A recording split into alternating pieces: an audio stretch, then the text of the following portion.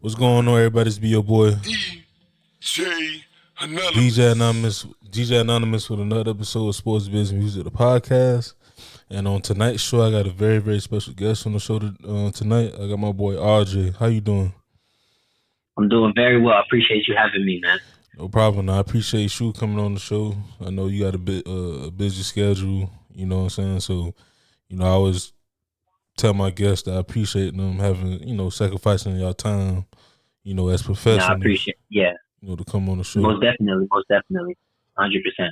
But before we get into the questions, into the podcast, introduce yourself to the listeners. Absolutely. So my name is RJ. I'm from East Orlando. I grew up out there. I represent it very hard just because most people have never heard the word East Orlando ever in their life. And so it's something that you know what I'm saying? So we were the first ones growing up there. Like, the houses that we lived in, we were the first people that lived in those homes. And so we really are like the architects. And the kids that I grew up with, we're really East Orlando. Like, we're the people that birthed what that is. The culture that you see there today is what we grew up into. You know what I mean? Mm-hmm. And so after that, I went to Miami. I went to FIU and studied business and marketing. Okay, Golden Panthers in the house. Okay. Yes, sir. So I went out there and studied business and marketing. And while I was out there, I'm studying marketing, and I see this is 2016. Mm-hmm. Late 2015, early 2016, I see what DJ Khaled is doing in terms of his marketing on Snapchat during that time frame. Yeah, and so like he's doing that, he's going crazy, right? And the beautiful thing about it is that he was marketing his album, which is his own product, versus just having a marketing job, and I saw the value in that. And so it interested me in the music industry, and I was like, this is something fun. You don't have to wear you don't have to wear a suit every single day, and you can still get money, you know what I'm saying? And just enjoy yourself and apply the business principles that I was learning in school at that time. Right. And so I really went on a hunt. Like, I started like cyber stalking DJ Khaled. I knew that he had to work with other producers in order to get his work done. He couldn't do it by himself. And just like a business principle is that, like, think about it like this. If McDonald's is going to hire a fry cook, they're going to hire fry cooks that live within 15 miles from them because they're going to show up when they need them. True. And so I knew there had to be producers that were in Miami working on beats for DJ Khaled. And so I went on the hunt for those people, and I ended up finding CoolnDre, who was DJ Khaled's friend of 20 years. Mm-hmm. You know what I'm saying? And so, go ahead. No. Cause I was agreeing with you because they all been together since they pretty much grew up together. 100%. So I didn't know that at the time, but I found this out while I'm doing my digging and my homework. Mm-hmm. And so CoolnDre, they have a studio in North Miami. At the time, they were looking for interns. They were audio engineers, right? Mm-hmm. But me, I'm like a kid straight out of business school. I'm not an audio engineer whatsoever. Like, you know what I mean? I didn't even know what the word meant at that time. And so I did a little bit more homework. I found the phone number for the studio, and I called them, and I was like, hey, I saw you guys posting about an internship. I don't do audio engineering, but I know how to build websites. I know how to do a lot of things business-wise. I could be of a lot of value, you know what I'm saying? And so, I'm just sitting there giving my sales pitch on the phone, like, let me work for you, And, they brought me in for an interview the next day. I kept the same energy, like, I'll do anything. I'm working hard. And basically, they just needed bodies at that time. A lot of interns, like, a lot of people didn't just want to work for free. A lot of people were waiting on their shot. Like, if you were an intern and you wanted to make beats, if you were there for like three weeks and CoolnDre didn't let you get like Rick Ross, feature or whatever, or a placement, then they'll quit, you know what I'm saying? Mm-hmm. And so I realized like my lane within this thing is just being super available and being down for whatever, So I'll sweep the floors every day, get food for whoever, you know what I'm saying? And just in that, a lot of the rappers just noticed how hard I was working, right? Mm-hmm. So I don't know if you know Kent Jones. He had like a song called "Don't Mind." Yeah, I know. Hola, ¿cómo está? He said "Konnichiwa," right? Yeah, I know Kent Jones. Yeah. I was trying to get him on the show, but he wanted to charge me $350. Oh, okay. I understand. But yeah, so like, that was one of the artists that worked at the studio every day. And so like as an intern, my job was to go home at 1 a.m. But Kent would sometimes want to get food at like 2 or 3 a.m. I would stay past my time just to make sure he got his food so that he would be able to record and, be in the best setting to do his music at a high level and make hit records, right? And so just like little things like that got noticed. And he has a song called County of Milan, right? You can look it up.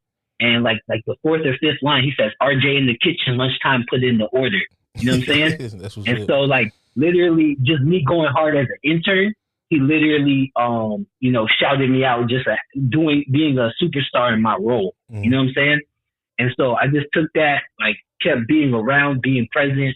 Dre gave me a lot of game. Fat Joe would give me a lot of game. Currency give me a lot of game. And just learning from people that was in the business to the point where it's like, okay, I kind of reached my ceiling of what I could do here, because I felt like I was ready to take over, like basically CoolnDre's company. I wanted to hire my own interns. I was trying to build my own label. Like I was trying to hire producers, artists, and stuff like that. And they were just like, yo, chill. Like, yo, you know what I mean? Like, you're not here for that. You know what I'm saying? So they kind of like put a stop on me. And so it was just like, all right, man, it's kind of my time to go. You know what I'm saying? And so that was November of 2017 when I left. And obviously, you know what I'm saying, I've been working past 2 years basically for free. I don't have really my own platform. I'm not, like I was running their Instagram pages, which are 100,000 followers and stuff like that. But now I'm leaving that. I don't have any clout. I'm like nobody again. You know what I'm saying? And so I moved back to Orlando where I'm from, and I just started building from scratch. And that's when KitchenMade TV came about. You know what I'm saying? And I started blogging and, tapping in with the artists and things of that sort in Orlando. Okay, so let's talk about Orlando and growing up. So let me ask you this: 5 Stars, what? That's West Orlando. What is that? That's East Orlando. Say again?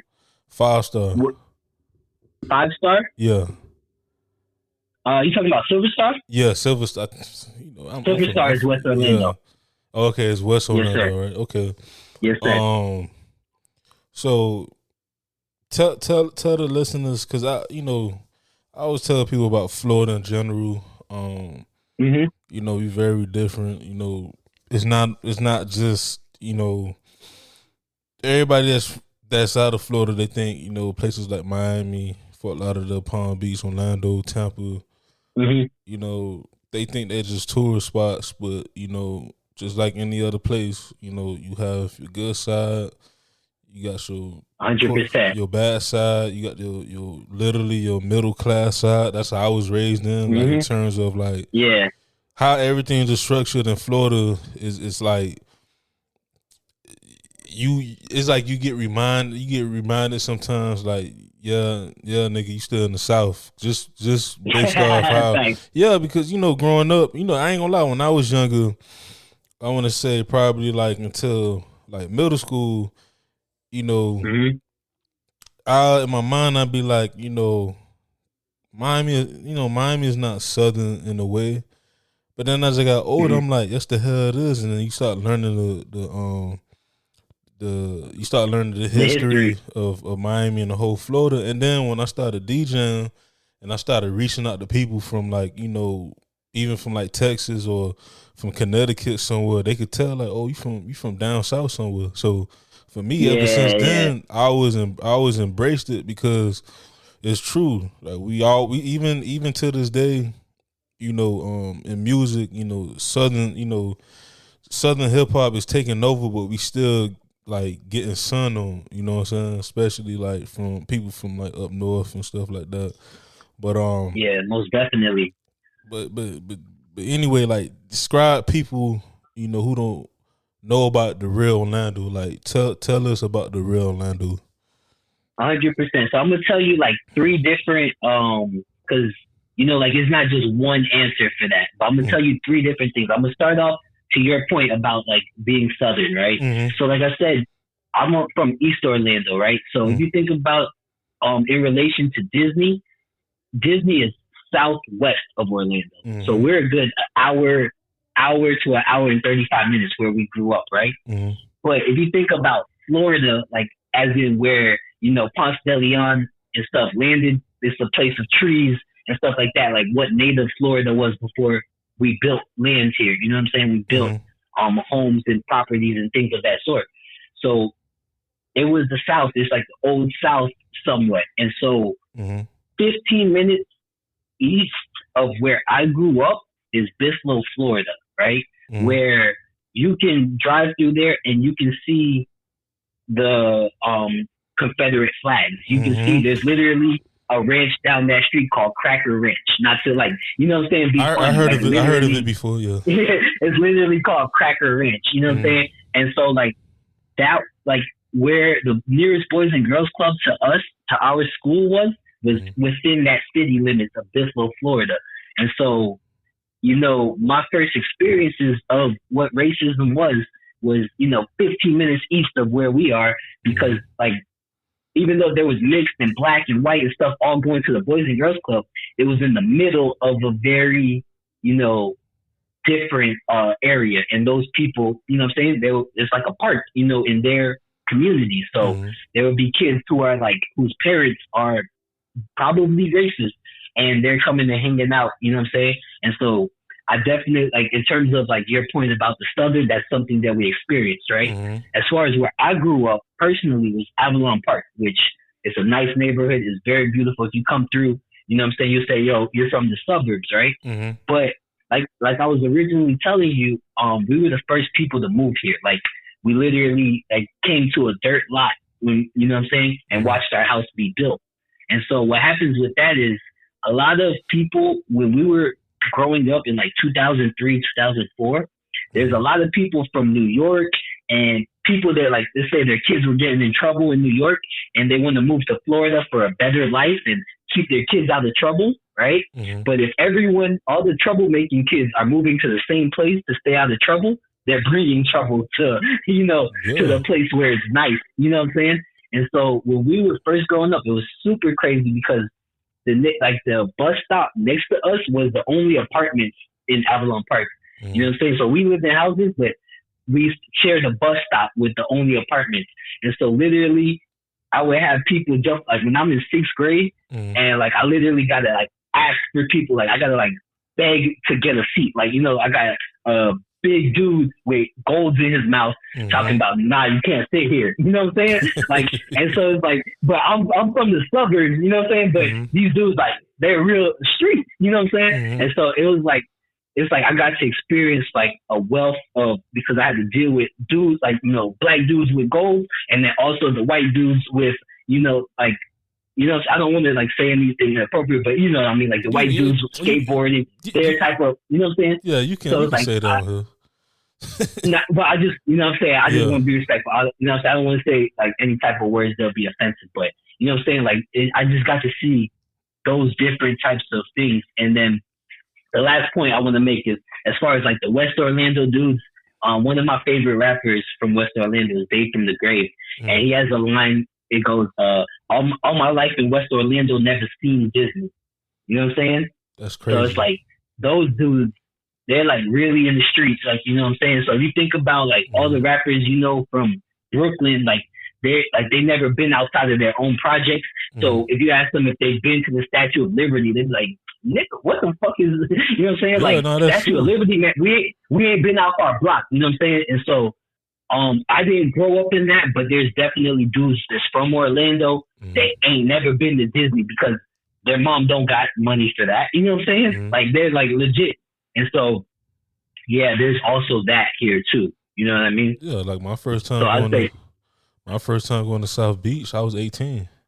I never, you know what I'm saying? I never experienced South Beach, and I don't like it. You don't cross that bridge. Nope. Let me ask you, what area you from? Little Haiti? No. So okay. I'm trying to make it more. I'm trying to make it. I know Miami, so you can tell me. Yeah, you can tell me yeah, because you came down here. You went to FIU and everything. So all right. So try to make it politically correct. My mom, my mom, she listening. So growing up, I used to when I was a jit, talking about like from up until like the 3rd grade, I used to live in Miami Lakes. Okay. actually no. Well, no, I moved to. All right, so this is what happened. So, me and my mom moved to. It's on a corporate in Miami, but like literally Opelika is like right across the street. I know Opelika. Yeah, Opelika is like right there. So anyway, okay. Northwest 7th Ave.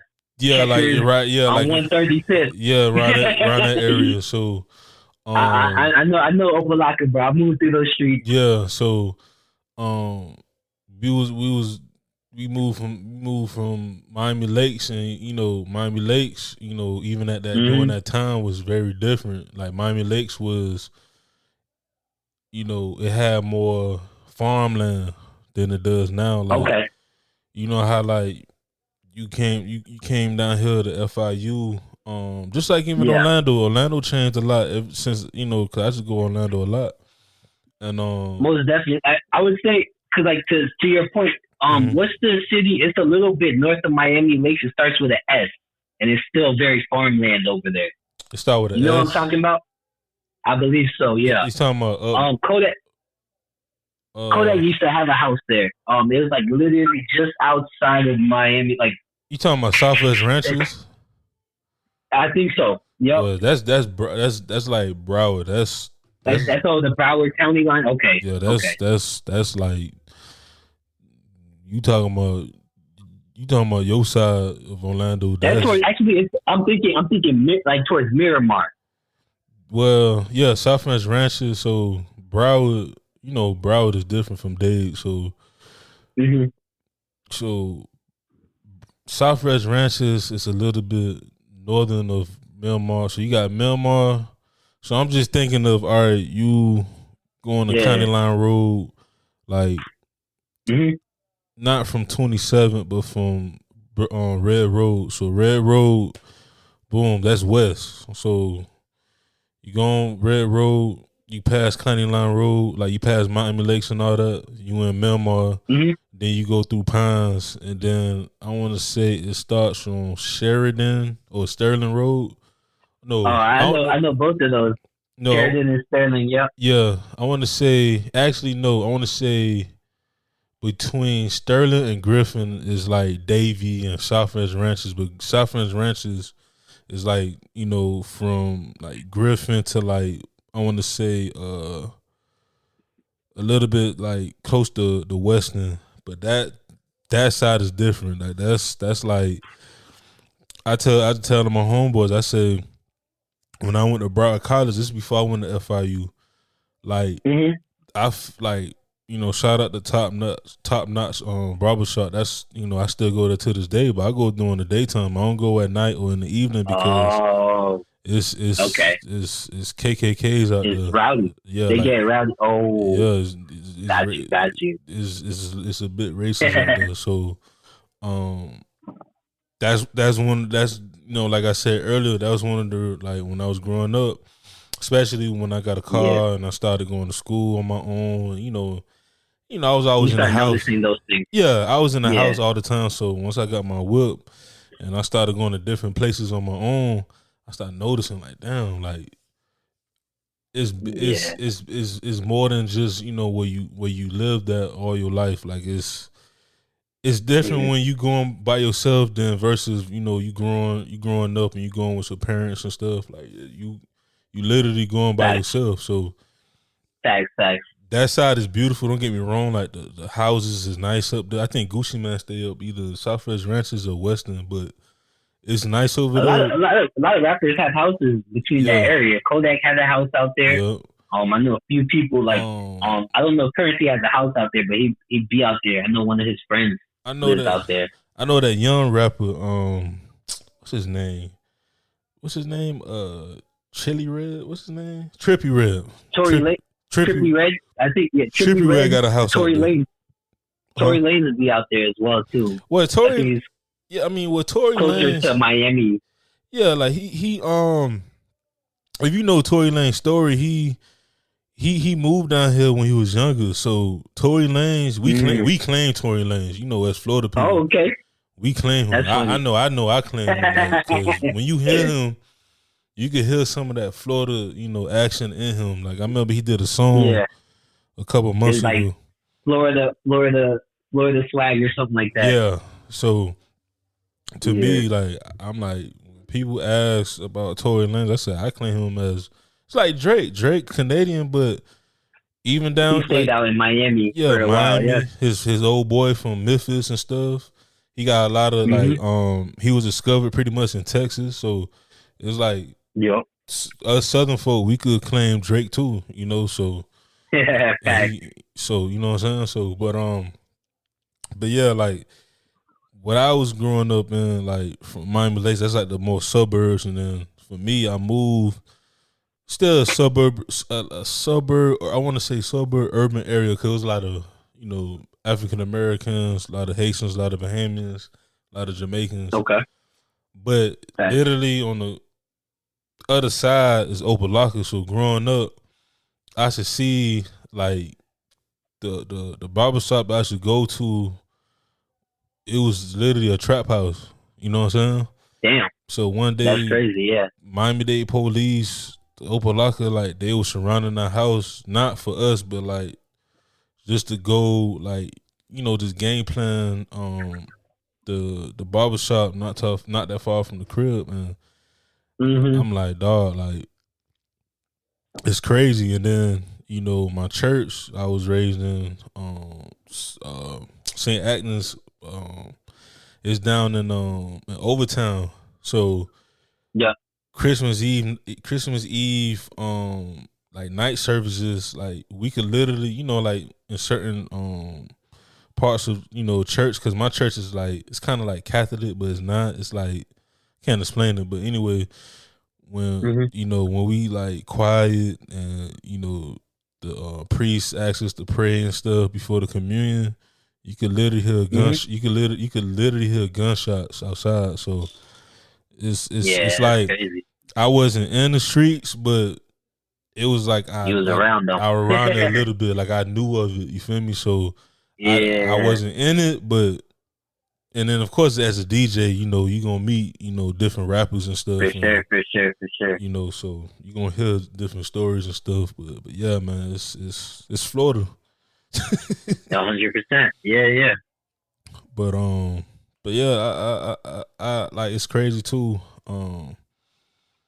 When I used to work for Miami-Dade County Parks and Rec, it was my coworkers. She used to tell me all the time, and it was true, because me and her used to talk about it. One thing about Florida, one day you could be in the suburbs, the next day you could be in the beach, the other day you could be in the country, and in the next corner you could be in the hood. Like, that's Florida. 100%. Yeah. 100%. So yeah, 100%. Yes, sir. So, but like what? Because, you know, for all these years, you know, when people think of Florida, you know, they always, you know, talk about South Florida. Well, Miami, it was Miami first. Then it was Broward, you know, Ace Hood. A lot of people forget about Ace Hood, but Ace Hood was the first one to put Broward on. He did a lot for the city. Right. Yeah. And then Plies came out of Fort Myers and stuff. So Central and Northern Florida wasn't really, like, y'all had y'all people like Blood Raw, he from Gainesville. Who was it? Was a lot of people. We had Whoop. Yeah, Whoop was hard. Yeah, you know, it was a couple artists from Polk County and stuff. But like, how does it feel now that, you know, y'all is becoming, you know, especially Central in Northern Florida, that y'all becoming more noticeable now? Like, y'all becoming more represented now. Yeah, it's a beautiful thing, you know what I'm saying? And it opens like the landscape. It opens conversation about like the city, and just allows you know, opportunities for young Black people to get paid. You know what I'm saying? And so like I was in Miami when like Glock 9 and started really popping off. So like Glock 9, who else? Pootie, you know what I mean? Those dudes. And so I didn't really like see the movement bubbling, but it's like when I got back, I recognized, I'm like, oh shit, this going on in my city. Like, you know what I'm saying? And the beautiful thing is, and I don't know if you know this, but like I rap, I make music as well. You know what I'm saying? And so like that's something I've done since I was young. But now I'm like actually, you know, starting to put music out.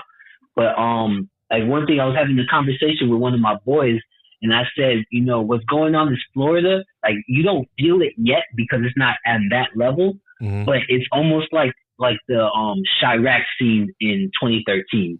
You know what I mean?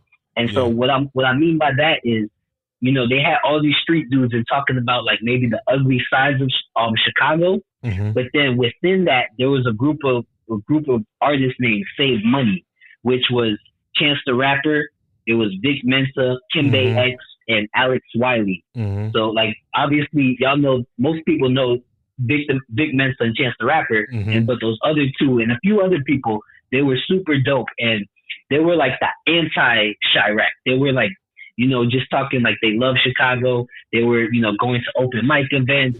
They, you know what I'm saying? They were talking about guns from the perspective of, yo, let's please not shoot people today. You know what I'm saying? They pretty much was they grew up listening to like Lupe and Kanye. 100%, right? So what's going on right now is, and what I compare, like what we're trying to do with East Orlando is to be like the Save Money within the Chirac movement. You know what I'm saying? Because as much, like I got nothing but love for like those boys, you know, up in the West Orlando and stuff like that. The music is fire. You know what I'm saying?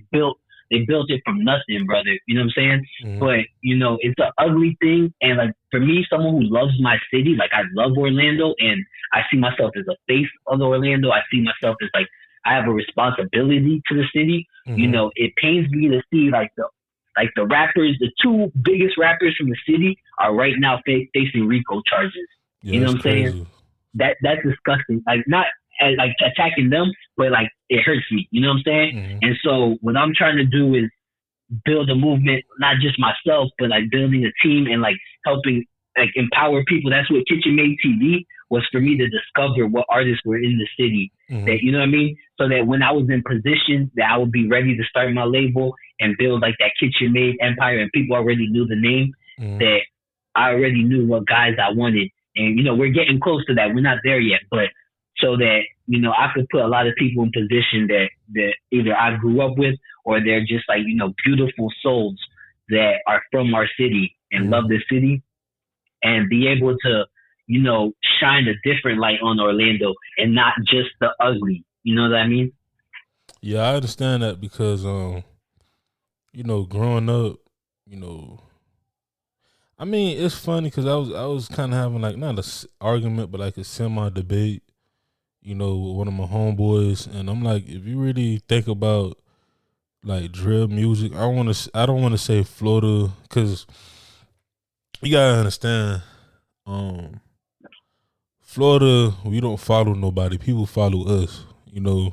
100%. So when people talk about like how like these new artists, you know, they coming out sounding like, oh, they from Atlanta or Chicago, that's not the case. It's been here. Like if you think about drill, you know, that's been like, we had drill music down here, but it wasn't like the drill music like, you know, the Chief Keef and them. It was like dance music, like the Jug and stuff like that.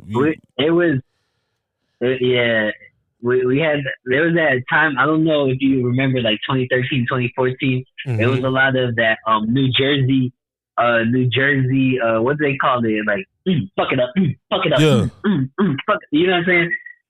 You guys had that New Jersey big hit, but then within that, it like ushered in a little bit of that drill because it's like a similar pace. Yeah. And you know what I'm saying? So I think it was like New Jersey ushered in to Miami, and then within that you just had like the rappers popping up, but it was like their own style, own slang, but they were inspired, you know, they were inspired by Chief Keef, you know what I mean?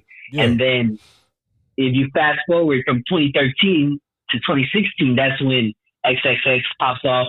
You know, Denzel Curry was already doing his thing, but you have X, Ski Mask, Smoke Perk, Lil Pump, like all those dudes, you know what I mean? They're basically, that SoundCloud music is really drill music. Yeah, pretty much.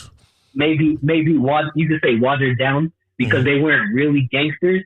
So it was more like, it was like funny like talking about guns. You know what I mean? Mm-hmm. So it was like guys talking about like that drill topics, but you looked at them and it's like, yo, this kid's 16 and he ain't in the streets. You know what I'm saying? Type of deal. And that's really, so like, yeah, to your point, that drill music and SoundCloud music are, you could say, cousins, if you will. Because, you know what I'm saying? Because even, Miami bass, the sound. 100%. That was just, it's Miami bass, but that was from, I want to say, from Florida to Georgia. Yep. Really, and Memphis. Yeah, Memphis. Like, cause you gotta think about it though. The sound, our sound, like when Luke came out, it gave birth to sounds in Atlanta, the Memphis, the Houstons, the New Orleans. Like, if you watch, like when I watched Hip Hop Evolution, when they were talking about more of the Southern, hip hop, like a lot of them like they like even people from VA, because VA is very, for me, the era I grew up in, I still consider Virginia the South, just because growing up listening. Listen, if you go there and you see Confederate statues, it's the South. Yeah, like even because people got to realize, like, even like Maryland. When I went to Maryland one day, not one day, but 1 year, because my wife graduated.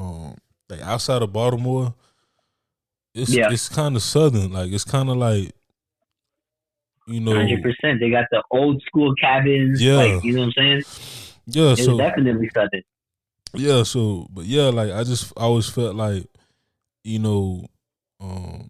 always had our own sound. I feel like a lot of people need to give a lot of big ups to Plies, because when I listen to these new artists right now, you could tell they listen to a lot of Plies growing up. Like, okay, like that's just my opinion. Like, like just come out of Florida, they just listen to Plies a lot. But I got you. But yeah, that group of artists you talked about, like Kodak, like Denzel Curry, for example, he's the opposite. Like, he's like the Vic Mensa, he's like the J. Cole, of course, of Miami. Like, he still shine light on what's going on in the city, but he's trying to make that change. It's a lot more conscious. Yeah, it's a lot more conscious. Down here in Florida, we call them artists, backpack rappers, because we're not really used to that. But then, if you listen to like old Trick Daddy, music, he was like lyrical. He was just, of course, he was hood, but he was, he was still lyrical. He was telling stories. So, 100%. But yeah, but let's get back on KitchenMade TV. So, yes sir. We have a lot of other platforms like Say Cheese, Shade Room. At one point, all of these, platforms would just focus on, music and the artist itself. So, yes, sir. What's going to make KitchenMade TV different from all of them for everybody else? Well, that's a beautiful question, and I'm glad you asked that. Right. So, I'm a student of this game, like, and I could tell you are as well. You talk about, watching Hip Hop Evolution, things like that. You're a student of this game. One thing I like learned and how I shape my vision is one of the things I learned, like Jay-Z, we all know there was a point when he retired and he became the president of Def Jam, correct? Right. You know that, right? Okay. Yeah. I just clarify. So one thing that I learned in studying what that move was like for him, basically what Jay-Z's vision was for Def Jam and why he left is because he was like, yo, we're just finding artists, they have a song, and then we're just throwing them at the wall and see what sticks. You know what I'm saying? He says, that's a terrible blueprint. That's no pun intended. That's a terrible, business model. He said, what we need to do is build ecosystems to develop rappers. You know what I'm saying? So if this artist isn't ready, as Def Jam, we should use our budget to buy a club, and so that our artists can perform in the club, and you know what I'm saying? And then use that to develop them. And so if you see the way you look at Jay-Z's business portfolio, it's an ecosystem to benefit rappers. So if you're a young rapper, you sign the Rock Nation, they could put you on title. They can give you an Ace of Spades, endorsement. They can give you this, you know what I'm saying? They can do all these things to drip you up, make things special for you, to develop you as an artist. So, what my vision is for KitchenMade as a brand, right, is to build an ecosystem. So we have KitchenMade TV, which you see, we have the platform like the interviews, blogs, and we do artist showcases through that. But we also have KitchenMade Print Shop, which is a t-shirt printing company. So if you know, like, music and clothing goes hand in hand. Yep. So I can't outbeat Sean Cotton in the blogs, you know what I'm saying? Because he has, years and experience, and he's very dope over me, you know what I'm saying? He has the streets over me, you know what I'm saying? He has label relationships over me. But by networking and building in the clothing business, I've been able to build the KitchenMade brand further than what I could have done. I had reached a peak.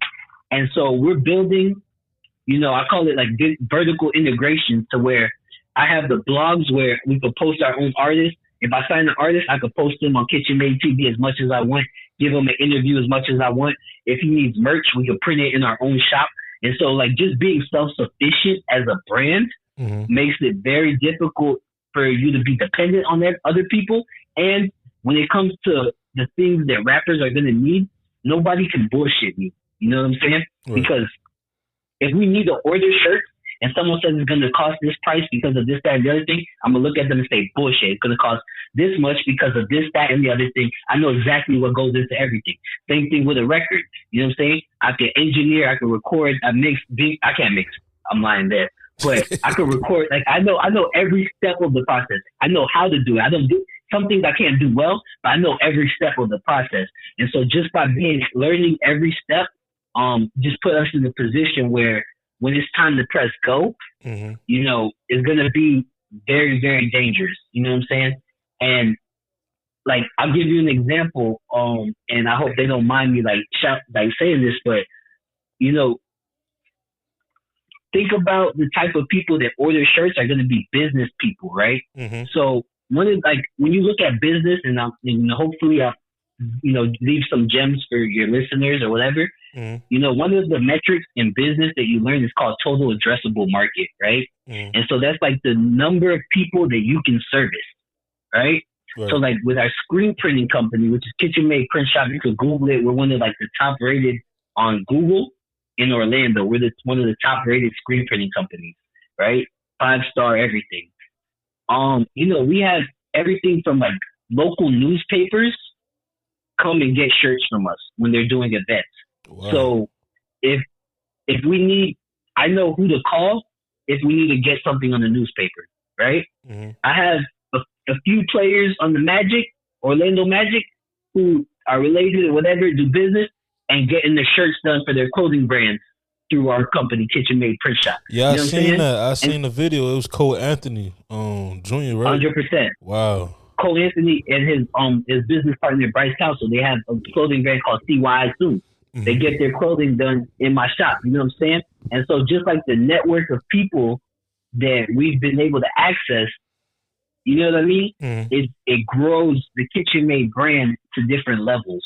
You know what I'm saying? And so just to answer your question, that was like the long version of it. Like, how do we stand out is by doing things that they're not doing, and not just trying to be the biggest blog, but just being the biggest brand and being universal. You know what I'm saying? Like, Amazon wasn't just trying to be the biggest bookstore because they wouldn't be Amazon. You know what I mean? And so, like, we're trying to be KitchenMade. You know what I mean? It's true. So that's where we're at with it, my brother. Yeah, and a lot of people don't know, but Jeff Bezos is from Florida, so he's from Miami. He's from Albuquerque, New Mexico. Yeah, but he did graduate high school in Miami. Yeah, we claim him. I'm noticing you claim everybody is dope, huh? Yep, you claim him, man. You claim him. But, Say Cheese is not based here, right? Say Cheese, he has an office in Miami now, but he's from Fort Worth, Texas. Okay, he's from Philadelphia. He's he moved around. He's from Philadelphia and Fort Worth. So he went to high school between both of those cities. And then now, he got money, so he lives in Miami. Okay, yeah, because for me, I'm very biased when it comes to my Florida people. That's why you're gonna see a lot of Miami artists now because he's there. So that's what he sees a lot. And in Fort Worth, I don't know how tuned in you are with that, but it's a lot of beef and killing. You know what I mean? Yeah, Fort Worth. Yeah, Fort Worth is crazy. It's been on a lot of artists from Texas. 100%, brother. During the pandemic, I literally was doing nothing but watching interviews and of like those Fort Worth rappers. It's crazy. Like the storyline is probably they have like the best podcasting and blogging I've seen out of any like area. They have like how like we probably have like 5 or 6 people there doing podcasts and stuff like that. They'll have like 15 people and they're all doing like 100,000 views. You know what I'm saying? And the rappers, you probably never heard of them and they're doing 1 million views. Because, you know what I'm saying? It's crazy. Because people gotta understand, like Texas, like Florida can be. Huge. It's huge. It's huge. And it's his own world. Like it's his own world, 100%. And that's why, like for me, what I was trying to say is that I want you to continue to, to grow your brand on KitchenMade TV, especially that it's based here, it's born here. Florida we could be a big media market, but it has to work both ways. It has to work on the media side and it has to work on the artist side. The artist, definitely the artist side, because I see a lot of, let me tell you something real quick. So as a DJ, I was DJing since I was like 15. So you remember MySpace days, that was before the SoundCloud and everything. That was our era. Yes, sir. I used to grind it out. I used to hit up people up and stuff. Like I'm talking about, like even during the summer, like after football practice, like early in the morning, from like 9 to 12, like I'll just be on MySpace, just networking with people. And one thing I always noticed, especially being a Floridian, is that it's when artists get a little pop, especially now, because it's way more outlets now. But when they get a little pop, they tend to be very big headed, very hard headed in a way. 100%. Like, I just felt like them boys in Texas, Atlanta, Philly, New York, Cali, they moving different because the fact that they all stick together. Like even some, they may not even like each other, but hey, I got a podcast or I got a show I'm doing. Like come support and stuff, whatever, right? Yes, sir. When you brought up Kent Jones, I ain't saying nothing, like negative about the whole thing. Just that when I hit him up, and he not the only one that did it, but when I hit a certain artist, from here, from the crib, from Florida, they try to charge a person, but I'm like, dog, like, if I had the money, I would have paid you, but dog, it's a podcast. Like, yes, sir. I'm helping you, you helping me. I know you got a lot of followers and stuff, but it's certain stuff, like me being podcasting for 5 years. Podcasts, like, it's like television. It's like, the news. The bigger your show gets, especially when it's like you get signed to, let's say, a Spotify or Apple Music or whatever, it's certain stuff you can't even say no more, even as a host. So for me, I'm a free agent. I'm not signed with Spotify. I'm not signed with Apple Music. I'm not with the corporations yet. Do I want to one day? If the money's right, hell yeah. But I still want to have my freedom. But yes, sir. When you become a part of that, even as a host, you can't say much because you don't want to be politically wrong. So for me, I see a lot of artists, they'll post some stuff and be like, oh, the fans don't support us and stuff and things like that. I'm like, bro, we in new times now. It's not about just music. It's about you got to do interviews. So for podcast, it don't matter if the podcast big, medium, or low. You got to get on the show and support because you never know. What I learned about podcasting and media in general, because we both in media. Let's say out of nowhere, KitchenMade TV blow up, right? Like it's gonna happen. I'm just saying, like, in this scenario, but it's gonna happen real soon. But let's say tomorrow, KitchenMade TV blows up.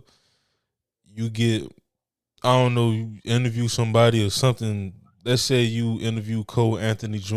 and you get 250,000 views or whatever. Your Instagram go up, everything just go up, right? Guess who's gonna benefit? Anthony gonna everyone who did, everybody who did, and everyone who did an interview before you, before them. Yeah, so your artist gonna benefit. The artist that you interview gonna benefit. You gonna benefit. Anthony gonna benefit because more people, especially around, in Florida, gonna know him more. And guess who I'm gonna benefit because I had you on my show. So yes, sir. When they look at, let me see if RJ did any interviews on other platforms, they gonna look at my podcast or any other platforms you done before. I don't know if you did before, but they gonna be like, wow. Yeah, a couple, yeah. So it's like it's like a domino effect. So that's what I like. Even me one day, I want to start interviewing more other media personalities because I want to come on y'all show, y'all interview me or whatnot. Like I felt like as a podcaster, I built so much at a point where I can say who's my favorite guest or whatever, like, or I can, have a little bit of advice. I'm not there yet. I'm not, up there yet, but, I can give a little bit of advice to people who starting their podcast. But my whole point is that we have to all come together because even look at Las Vegas. Look at Vegas. Vegas is a fast growing city. Phoenix, Arizona, like I'm looking at it all the time. Chicago, once they get past all that violence, Chicago's gonna be booming. It's a lot of cities and states that's booming because they see the growth. Like a lot of Californians, they moving to Texas.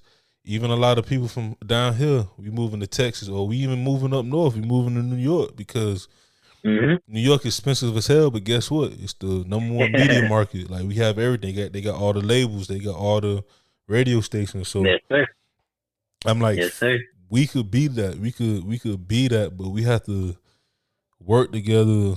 You have to be a little bit more open minded, and it's just. Yeah. I think it's gonna happen. It's not gonna happen overnight. I would say it just takes people. Sometimes like with crabs in the barrel.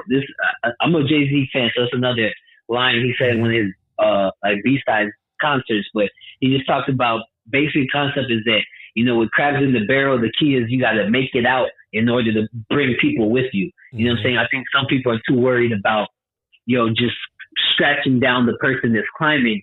You know what I'm saying? But instead of letting that person climb out and so that he could show you the way, you know what I mean? So I think that's the key. And I think the beautiful thing is that there are some good people. You might not see it everywhere. They might not be the biggest faces, but there's a lot of people that are coming back into, I know, Orlando and in Miami, stuff like that, and they're just building and fostering growth. Like, you know what I'm saying? Like I said, you guys have like Sean Cotton, he has a State Cheese headquarters in Miami. You know what I'm saying? He's already put artists in positions from there. Even the dudes that are in Orlando, Glock 9, he came up through State Cheese, not to like hash any, bad, because there's kind of bad blood there, but the dude, the blogger that worked with Sean her name is Quaisha. She's from Orlando. Glock 9 played football with her brother. And that's how he got posted and interviewed and stuff like that on Say Cheese. And then that led to him signing with Cash Money. You know what I'm saying? But so it's like those little things, they're happening. You know what I'm saying? And it's just like one little step. It's like one little pebble being thrown into a rock. and you know what I'm saying, one pebble thrown into a lake, and you're trying to, you know what I mean, trying to make it turn it into land. It's gonna take a while. You know what I'm saying? But those things are happening progressively over and over again. So there's hope. Nah, it is. It's proof. You know, me and you talking right now, like, you know what I'm saying, like, most definitely. So you never know. And listen, I've gone through the interview grind, and that's why I want to support you, man, as well. And I continue to support you too, cause I'm like, damn, you been a part of a lot of stuff. You know, and I think that's just been my kind of like my little rant is that. You know, shout out to Say Cheese. You know, shout out to, you know, people that blew up. They come down. You know that they come down. They blow up. They either come down here, California or Texas. You know, the nice or even Atlanta. But it's like it's you know, to have someone, you know, homegrown, you know, to be successful. Like, you know, DJ Smalls, ain't he from Orlando, right? DJ Small Eyes? No, Smalls. DJ Smalls. I don't know. I don't know for sure who you're talking about. DJ Smalls. You remember the Southern Smoke mixtapes back in the day? I can't say that, dude. Oh, dang. I'm gonna have to look into that one. You might have caught me. Caught me. I knew everything else you've been talking about. You might have caught me on something. I'm gonna have to look that one up. Nah, look it up though. Like, I don't know if he was originally from Florida, but I know he was heavily, he was basing up there in Orlando, Central Florida, back in the days, and all he used to do, of course, he'll show love to all the other Southern rappers, or even some of like rappers from like, you know, like California, you know, New York, but it was based, you know, Southern Smoke. But he used to always show love to Florida artists, first and foremost. Oh, dope. Cause we didn't have that. Like, think about it. Drama was from Philly, and he went to school to Atlanta. So all his artists that he worked with was of course from Atlanta. They was around the surrounding areas and stuff. You know, DJ Smalls was like our DJ Drama. Like, we heard, if it wasn't for him, I wouldn't even know about Yo Gotti. You know, like, just look him up. Cocaine music. Yeah, do it, bro. The Cocaine Music series, like DJ Smalls, like him and Yo Gotti, they started it. Like, it's like, look him up, man. He a legend, man. And that's somebody else that I feel like needs to be talked about more. Celebrated. As far as like mixtape, like mixtape era, because that era was just, it was ridiculous. You know, with Drama, with Cannon, you know, with DJ Smalls, you know, K Slay, you know, rest in peace. You know, it was a lot of, you know, DJ Clue, the legend. You feel me? So it was, that era was just, you know, that was the SoundCloud before SoundCloud. You know, but but yeah, man, it's a lot, man. It's a lot. But one thing I would say about that generation with Smoke Perp, Kodak, Denzel, Little Yachty, all them boys, like they learned, they stuck together. Like, they was internet babies, but they stuck together. Like, they was willing to learn from older artists. Like, I remember when J. Cole dropped that album, and he was talking about the new generation. And how you know, they talked about, you know, talking about drugs and stuff. And I remember him. Kids on drugs. Yeah, I remember him. And what's his name? And Lil Pump. Yeah, Lil Pump had an interview. Lil Pump. Yep. It was crazy how I felt old in that interview, because Lil Pump, I think he was born like 2000. I was born 92.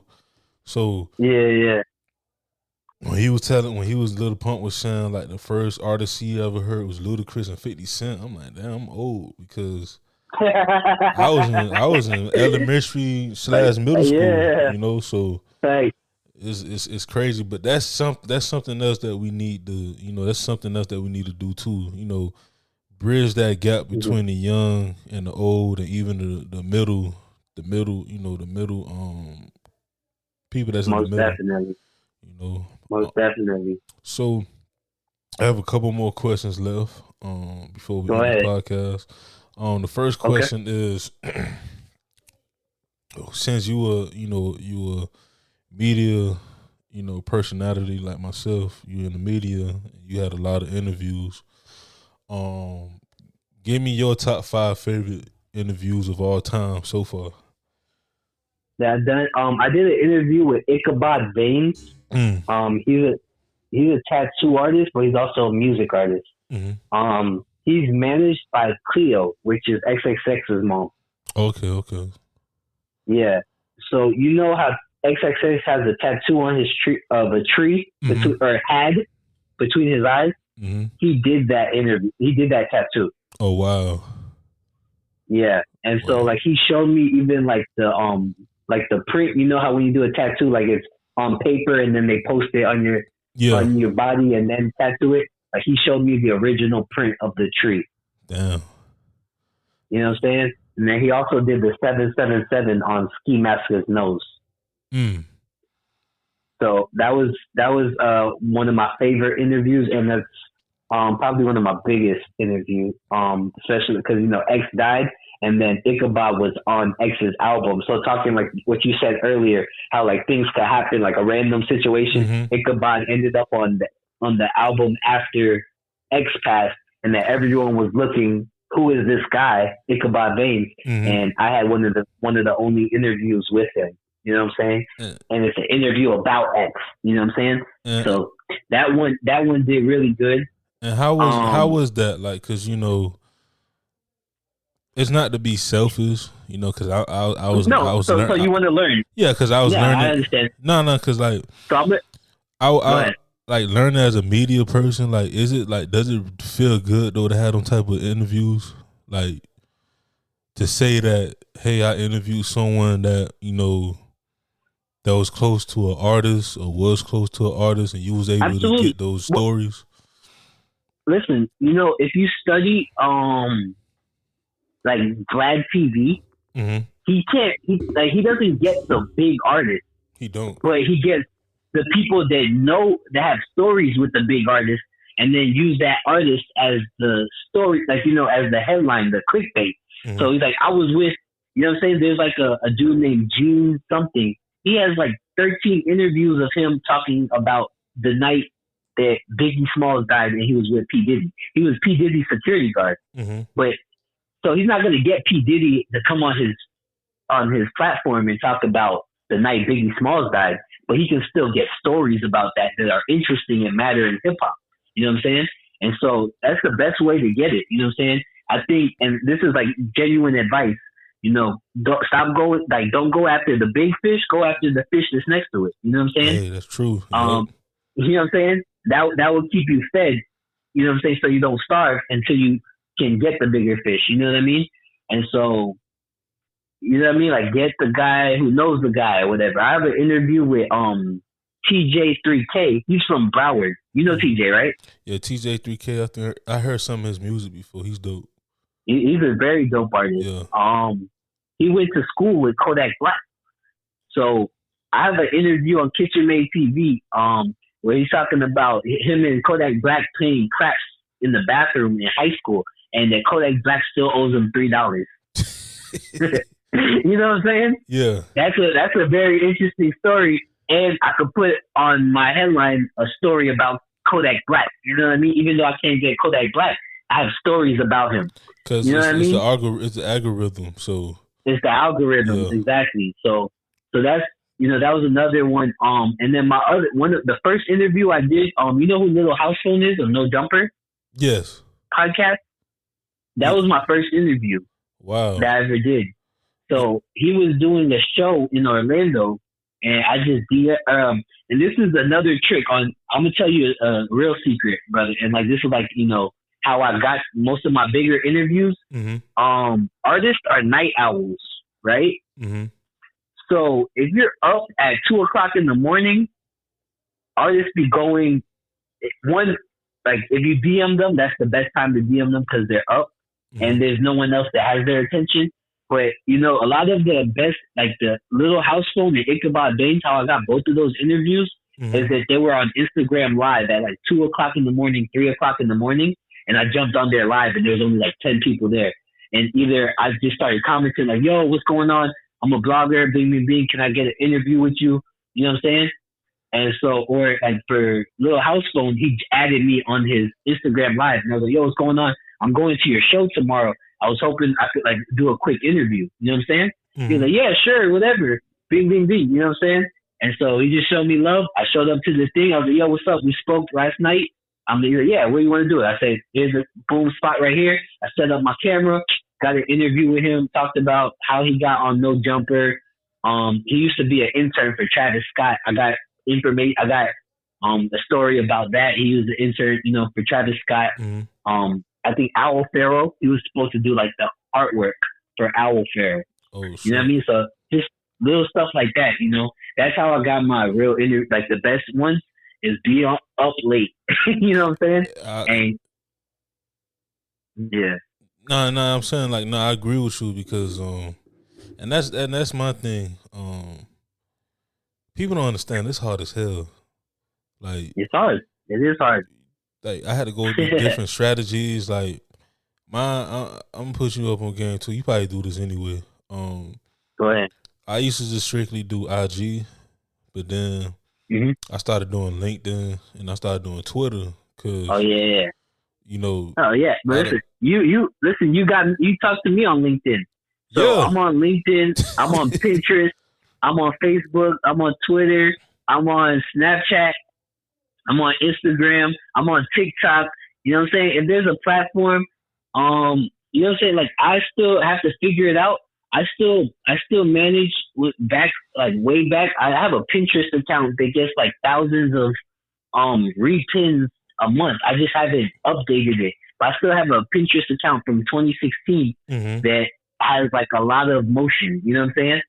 And you know what I mean? Like I don't discriminate when it comes to platforms. You know what I'm saying? Yeah, so straight up like that. I go on. You see me? I'm on LinkedIn. Every once in a while, I'll post stuff about updates in my businesses and things like that. All my people I went to college with, I tap in with them. You know what I'm saying? Like you never know.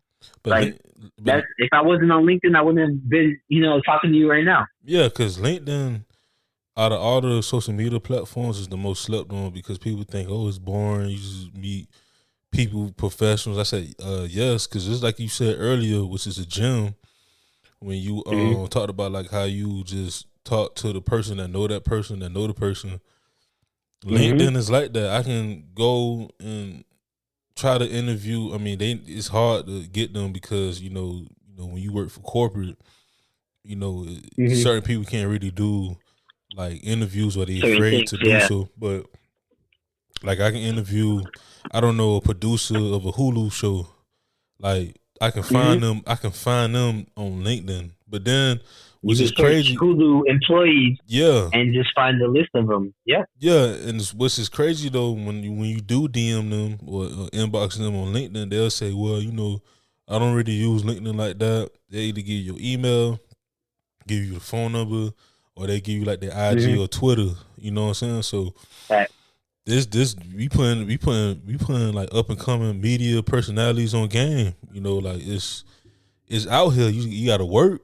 You know, it's hard as hell, but at the same time, you're gonna love it because you meet new people. You know, you have conversations, and you just never know who listening. You know, so. And then what I was about to say? I was about to say something else, man, but I forgot. Oh yeah, so the last question is, where do you see yourself in KitchenMade TV 5 to 10 years from now? So for KitchenMade TV, my vision is that, so myself, like I'm really trying to break, like right now in the space I'm at, I'm very focused on being like as a rapper, putting my own music out. I put a lot of people in position before. I helped work with Eric Leon. He did a mixtape with DJ Khaled. I helped put that project out. I had labels contacting me for an artist named Lil Fancy. He's from Plant City, Florida. I had a couple artists. I tried to work to help him get a deal. You know what I'm saying? I had like at least conversations and stuff like that. So right now I'm just like in the space where, you know, I can tell a lot of artists, yo, this is what you need to do. And this is, you know, I know the answers of what they need to do to be successful, but it coming from someone who they don't know that have a proven track record, it doesn't sound the same as if I was, you know, I shown them that I know what I'm talking about. Right. And so really, I'm just trying to bring myself as an artist just so that I could put other artists in position. And so my vision for KitchenMade TV, one is to have one of my boys really running it. So like the first 3 to 4 years of KitchenMade TV, I was focused on systems. Like, what does the system look like and how does it work? How are the interviews? How often? And just write notes on what works. You know what I'm saying? And just make a list of this is how KitchenMade TV is ran. So that once I'm in position that I could hire someone to run KitchenMade TV, they could run it exactly the way my vision is, and that the artists that succeed on KitchenMade TV are going to end up getting signed to KitchenMade label if they want to. You know what I'm saying? So it's going to be a platform to artists to get discovered, to be part of our company. That's the vision 5 years from now. One of my boys running it, and then I get a phone call from him like, yo, we just posted this artist, or I just interviewed this artist. He did like 150,000 views. I'm reading the comments. Everyone's saying he's fire. You need a list. Come check him out. Come meet him. You know what I'm saying? And then I'll come check it out. Bing, bing, bing. Like, yo, let's do it. Boom. I sign him. I do a song with him. We put him out. Keep posting it on KitchenMade TV. Get him on other platforms as well. You know what I'm saying? So I just want it to be a platform that we could use. It's similar how I was telling you Jay-Z uses Tidal, and he could put his own artist. He could get analytics for Tidal and see who the best new artists on Tidal are, and then use that to sign them. You know what I mean? Yeah, because you could. And so the way you tell. Yeah, so KitchenMade TV is supposed to be like an asset to the label, long term. So it's like a minor league, pretty much. Exactly.